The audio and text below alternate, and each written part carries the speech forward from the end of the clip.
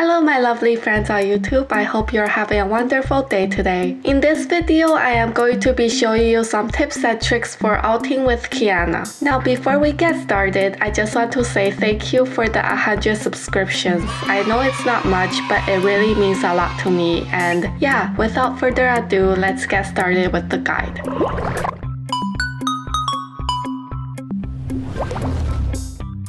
Okay, so first things first, you want to use R flash instead of flash R because it's faster. And the mistake I used to make a lot is not using R flash enough. Like say for example, I am at the Baron or Dragon pit. If you use R flash, you can ult the entire pit and stun everyone. But if you just ult, maybe someone will not get stunned. And the worst is like when you accidentally ult the Baron pit walls and all the enemies are standing in the middle, so you totally miss your ult. R flashing will really prevent this kind of situation from happening. Now you might be asking, why don't you just like ER into the pit? Well, you can, but it's more dangerous to do so because you need to be closer to the enemy in order to eat them. Also, another situation where you want to use R flash is when you don't want the enemy to react. Like for example, when you are trying to ult a set.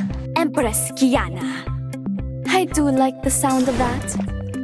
You may know that ulting any river, bush, or wall will damage and stun the enemies, but did you know that Riot's definition of river, bush, or wall is very forgiving? Like this spot for example, you wouldn't think that the enemy would be ulted and stunned here, but actually the ult will work here, and this applies to any river entrance on the rift. Your ult will work on any place where you can get an element from. You can try going into practice tool and just get a feel for the range of your W, and you can ult in even more places when you have like for example Ocean Drake.